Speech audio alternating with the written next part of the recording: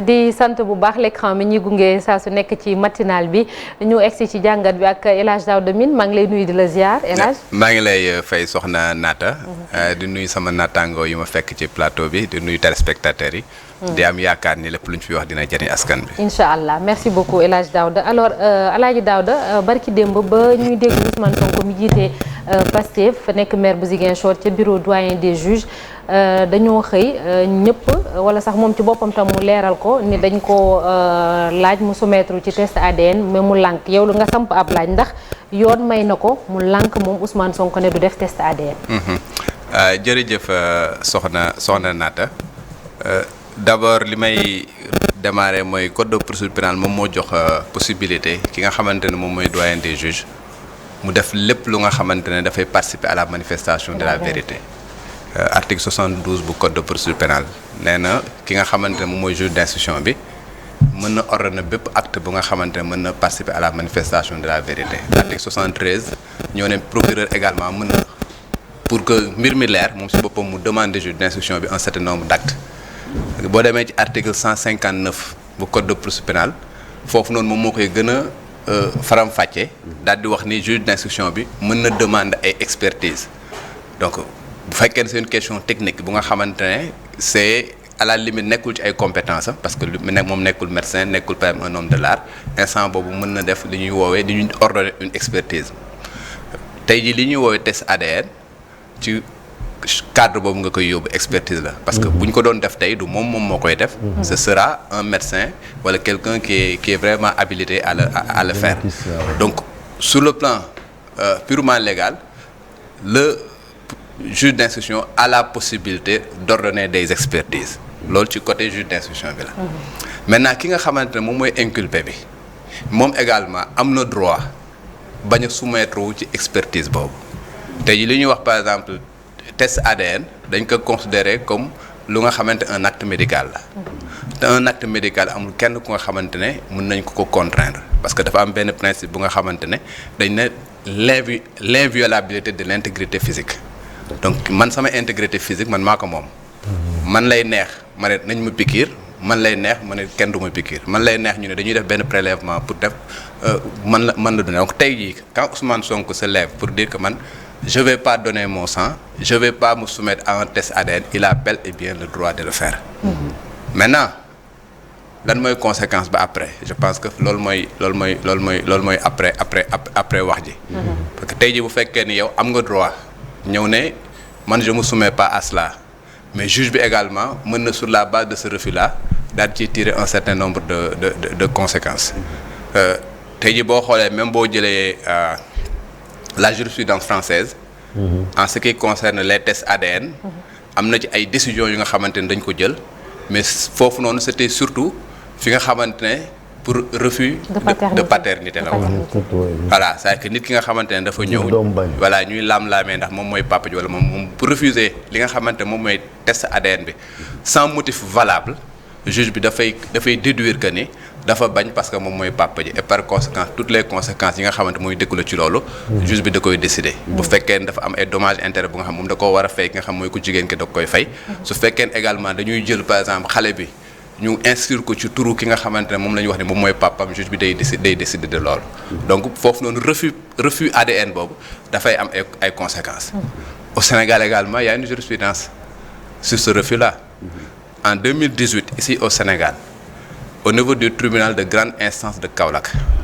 benn enseignant bu tudd Ibrahima Mbodj dañ ko accusé woon que ni dafa violer une fille bu nga xamante ne mi ngi dëkkoon ci Kaffrine ba ëmbal ko biñ ko jàppee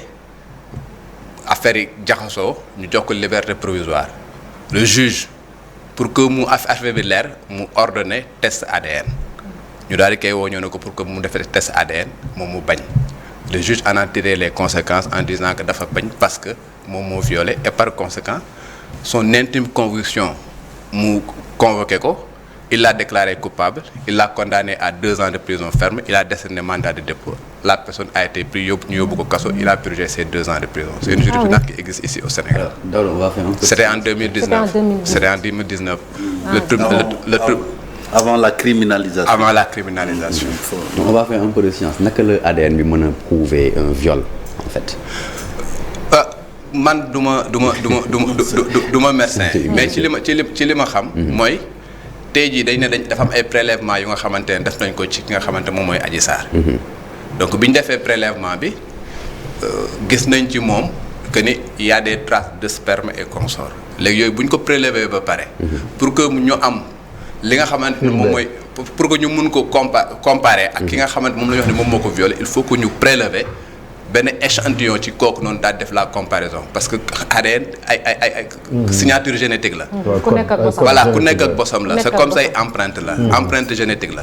voilà donc tey su fekkee ni man dama séq ak jigéen daal di fay bàyyi li nga xamante moom mooy sama mën yu tey jii bu ñu ko prélever également pas bu ñu prélever sama salive bu ñu defee comparaison su fekkee maa ko def dañu naan carrément Daouda Mine moom moo ko def. waaw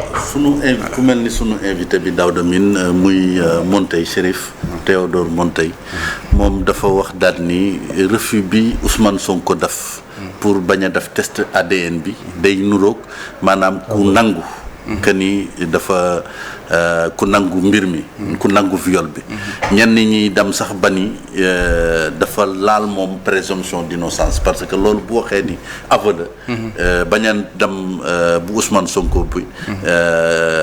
def test aveu la moom dafa violer un peu la présomption d'innocence coow loolu yëpp juddu si lan lañ ci mën a jàngat en fait. man damay jàpp ni ñun ñëpp ku ciy wax sa xalaat nga ci wax muy Montey xalaatam la wax muy ki nga xamante ne moom moo ko tontu également ñëw ni dafa violer la présomption d'innocence xalaatam la wax c'est-à-dire que tey jii lépp li nga xamante moom moo mën a nekk une vérité juge d'instruction bi moom mooy ki nga xamante ne moom mooy tirer les conséquences de ce refus là. ban conséquence la ciy tirer y a que cette vérité là qui compte moom si boppam mën na jàpp ne wax dëgg fa yàlla tey jii j'ai des accusations j'ai entendu quelqu'un mu formuler un certain nombre d'accusations j'ai voulu au moins vérifier ces accusations là la ndax am na la personne bi ma ko bëggoon a vérifier bañ na ne du soumettre ci loolu par conséquent awma benn élément à décharge bu nga xamante ne mën na ma pousser à ce que par exemple ma def un non-lieu je sais pas mën na ko décider mën na toog également ñëw ne wax dëgg fa yàlla accusation bi def nañ ko mais tey jii man awma benn élément bu nga xamante ne à charge buy prouver que ni li ñu koy jiñoon moom moo ko def et par conséquent ma def non-lieu dans tous les cas y a que lui qui peut décider en dernier ressort même à supposer que ni tey jii moom mu jàpp ni refus boobu dafa nekk un aveu et que sur la base de cela mu def ordonnance de renvoi bu ñëwee ci juge du siège nga xamante ne ñoom ñooy voilà ñoom ñoo war a àtte foofu également le principe en droit pénal c'est que c'est l'intime conviction du juge en plus des preuves yi nga xam dañ koy discuter la vérité moom mooy l'intime conviction du juge est-ce que le juge est convaincu de l'innocence de Ousmane Sonko est-ce que le juge est convaincu de la culpabilité de Ousmane Sonko et intime conviction c'est pas un élément matériel c'est un élément purement subjectif est-ce que moi je suis convaincu que loolu donc ce qui fait que muy man muy keneen ñun ñëpp suñu xalaat la ñuy wax et que la dernière décision va appartenir en dernier ressort au juge. yaa ngi wax sànq Daouda jurisprudence ci 2018 ndax beneen fànn bi tam am na ndax ni mu bañee ne du def test ADN bi loolu tamit mën na juge bi tam mën na boucler dossier bi tamit dem ndax moom mi ngi génn yeneen piste di wax wàllum complot ak yooyu ndax on peut s'attendre aussi leneen loolu tam am. waaw parce que fii Sénégal test ADN amuñu woon taarif sax di ko fi dégg. parce que pendant très longtemps amuñu woon sax. nan laa koy wax ay cabinet wala ñu am ay institut voilà ay institut yu nga xamante ne laboratoire yu nga xamante ne mënoon nañ def ay kii yooyu donc pendant très longtemps moi j'ai couvert beaucoup de procès yu nga xamante ne ay procès viol la et consorts j'ai jamais entendu parler de test ADN et consorts je pense que c'est vers les années ay 2018 2019 bi nga xamante am na benn laboratoire bu nga xam installé wu na fii Fann voilà booy dem wetu Kër Senghor boobu lañ commencé di wax ay test ADN encore que ñooñu dañu def prélèvement jël prélèvement yi daal di yóbbu en France et consorts pour que ñu def ko à part de ce moment là lañ doon gis test ADN et la plupart du temps c'était les personnes qui ont été accusées ñoom ñoo daan proposer au juge le test ADN voilà c'est-à-dire que tey man accusé nañ ma viol ma ne juge bi man defuma ko mais dama bëgg nga soumettre ma test ADN pour prouver mon innocence on l'a vu à plusieurs reprises yu nga xamante ne avocat de défense yi dañ demander au juge et bu boobaa même c'est aux frais de la personne bi nga xamante ne moom la ñu accusé pour que moom mu dem ordonner test ADN on l'a vu des gens yu nga xamante ne accusé woon nañ leen de viol ñoom ñu proposé ñu def test ADN ñu nangul leen ko ñu dem def test ADN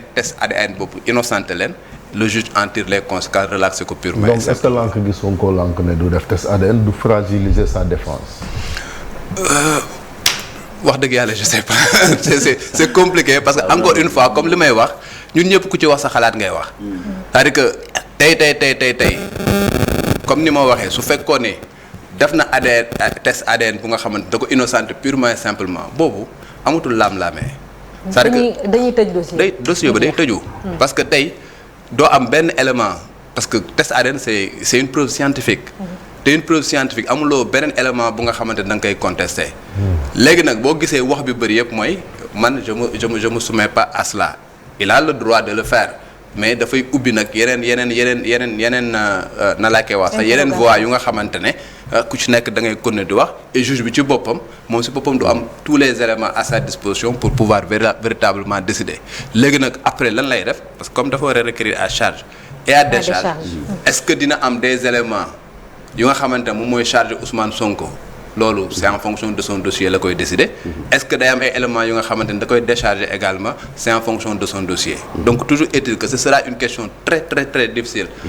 pour ñu répondre ci parce que muy man muy sama morom ku ci nekk tamit sa xalaat rek nga ci wax lu ma ci mën di wax tamit sama xalaat rek laa ci wax. benn scientifique peut-être nañu mën a leeral. parce que man j'arrive pas à comprendre lan naka la benn test ADN mën a parce que on peut retrouver les cellules d'une personne accusée mais mën na am consentement par exemple.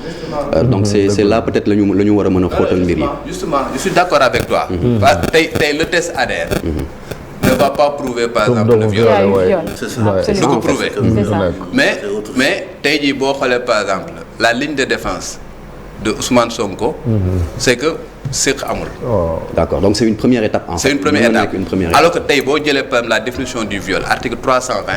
le premier élément c'est tout acte de pénétration sexuelle c'est le premier élément lépp lu ñuy wax après lay ñëw. il faut d'abord prouver la pénétration sexuelle avant que ngay xool ndax am na violence ndax am na contrainte ndax am na surprise ndax am na menace. moom mooy deuxième élément bi donc tey bu amul conjonction sexuelle on peut pas parler de viol.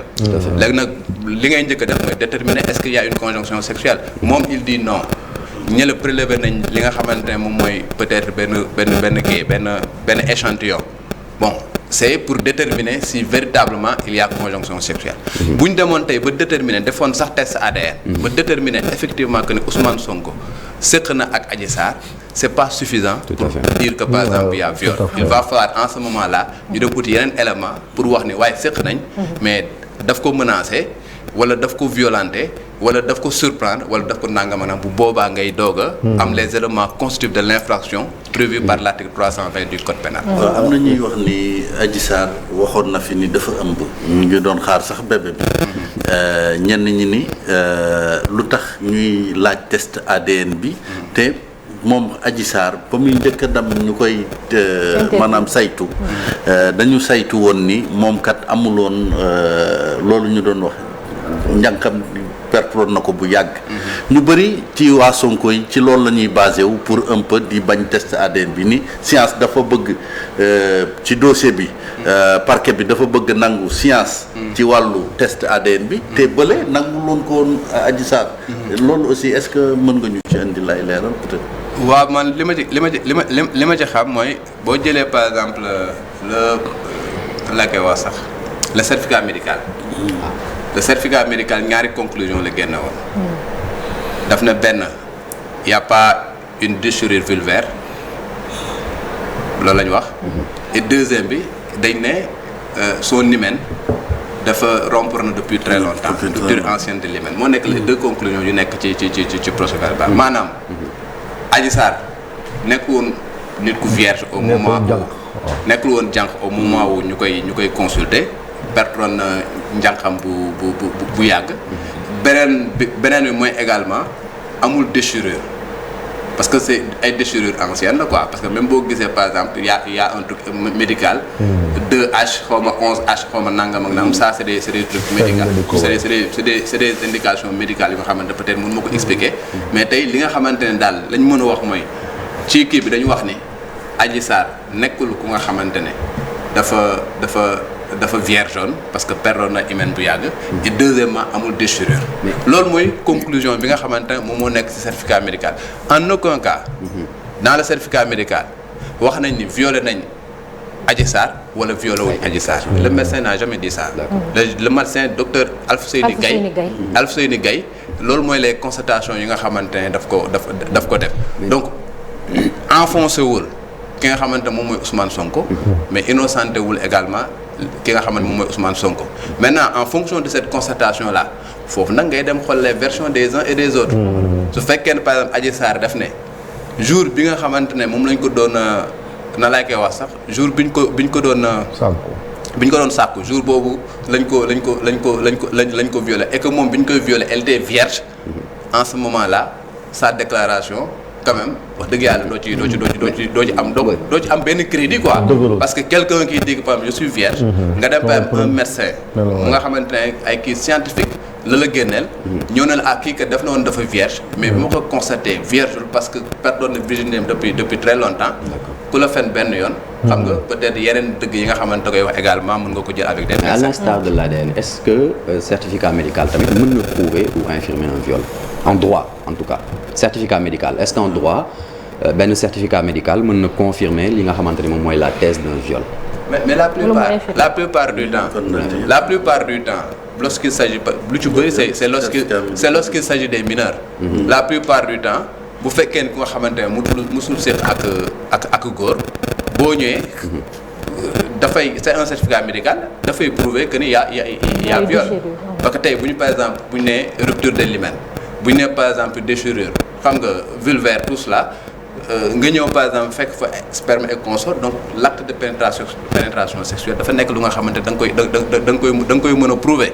mais ça devient difficile lorsque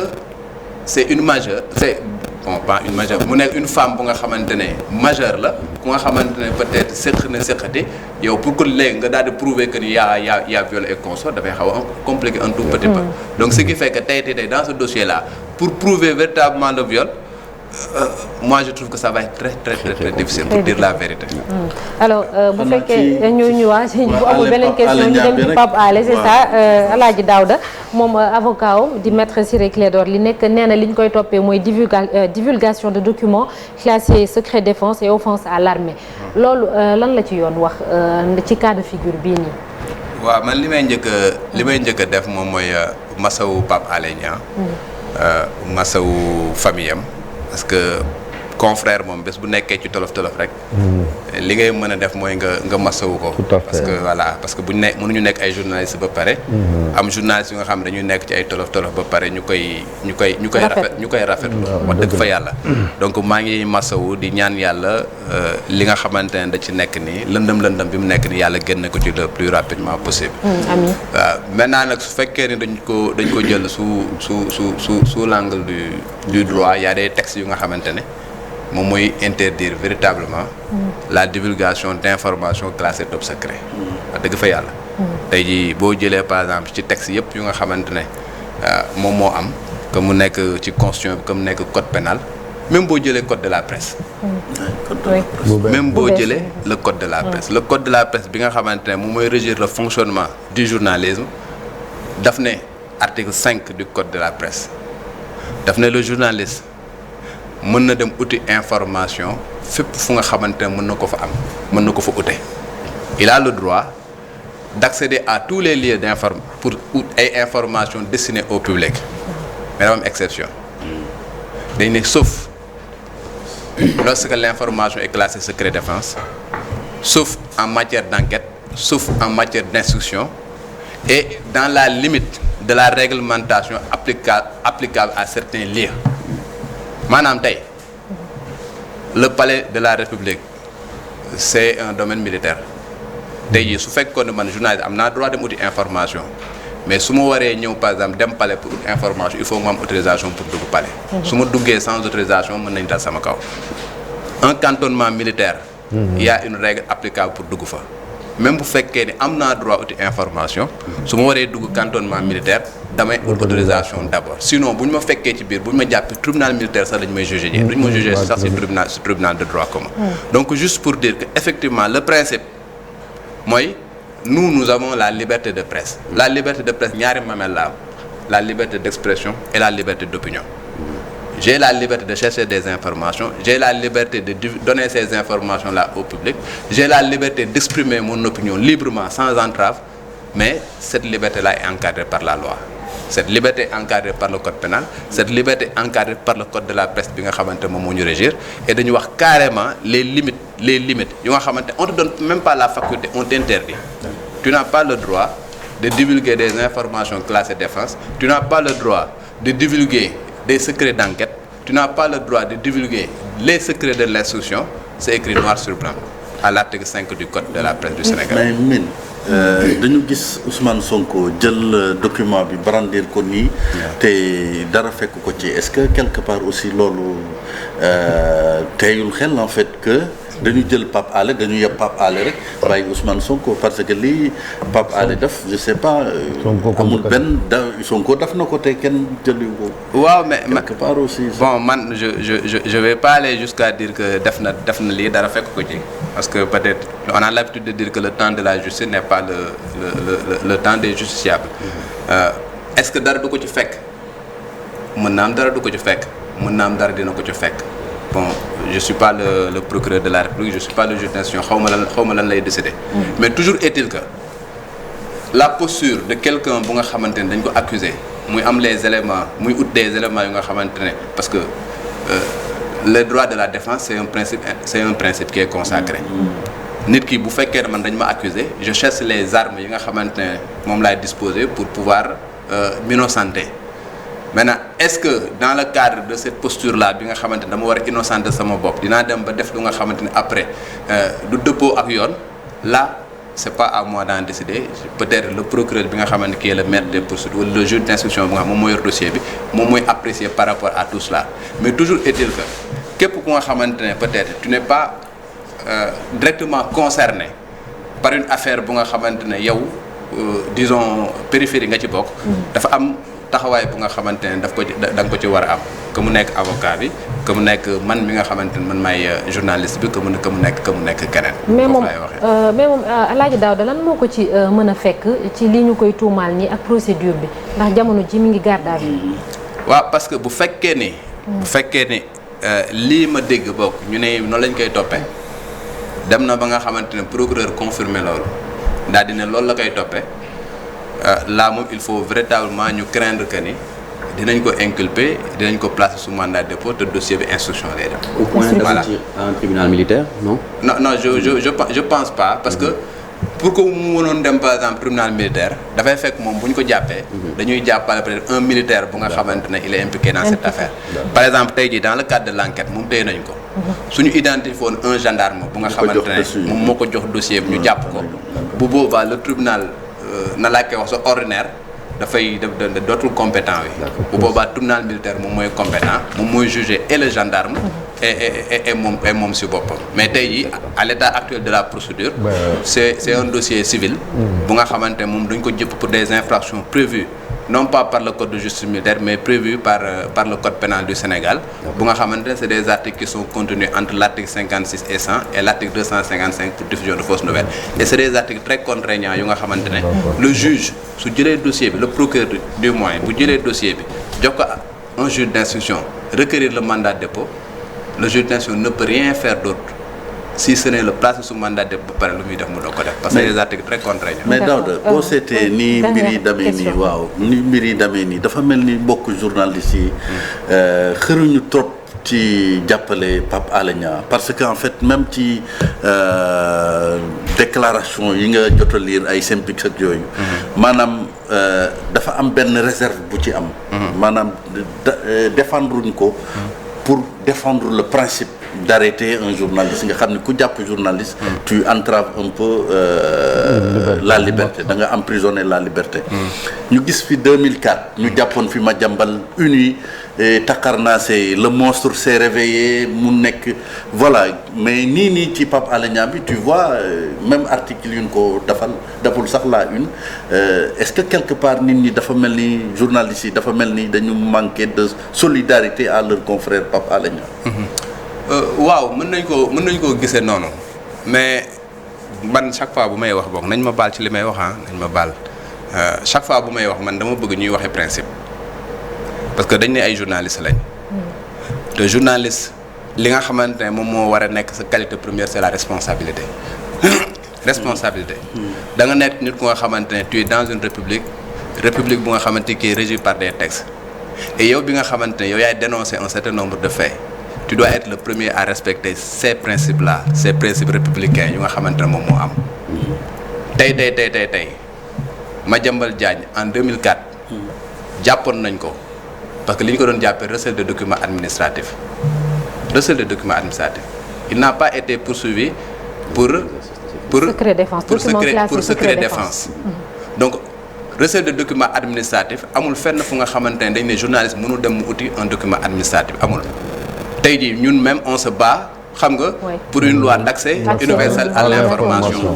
parce que c'est pas classé secret défense on a le droit dem par exemple xool li nga xamante ne moom moo xew ministère de la justice dem beneen ministère et consort loolu la ñu woon en 2004 je fais partie des gens yi nga xamante ne qui ont battu le macadam en 2004 pour que Madiambal Diagne parce que c'était dans le cadre de ses fonctions tey jii ñu ngi wax ne par exemple on n'a pas soutenu Pape Alé Niang mais en 2005 on a arrêté Aline Badara Fall de l'Observateur on a arrêté Mamadou Seck de l'Observateur mais c'était dans le cadre d'un dossier secret défense parce que dañ leen doon reprocher le fait d'avoir révélé le contingent bi nga xamante moo waroon dem Yémen pour jàppale nangam ak nangam personne ne s'est levé yaa ngi dégg dans l'affaire du PV de Thione Seck on a auditionné des journalistes ici Mohamed Gueye du quotidien jàpp nañ ko man personnellement j'ai été auditionné par la section de recherche tey nga koy doog a yëg absolument pour dire que ok on est des journalistes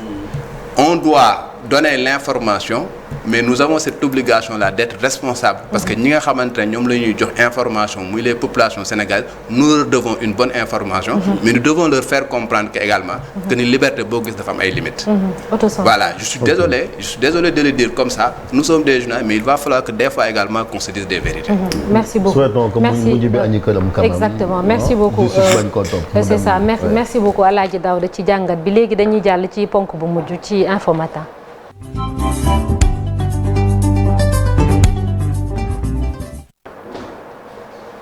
dañuy egsi ci gan gi suñu gan niñ leen ko doon waxee Théodore Chérif Monteil la nekkoon député ñu ngi lay nuyu di la ziar di la dalal jàmm Théodore Chérif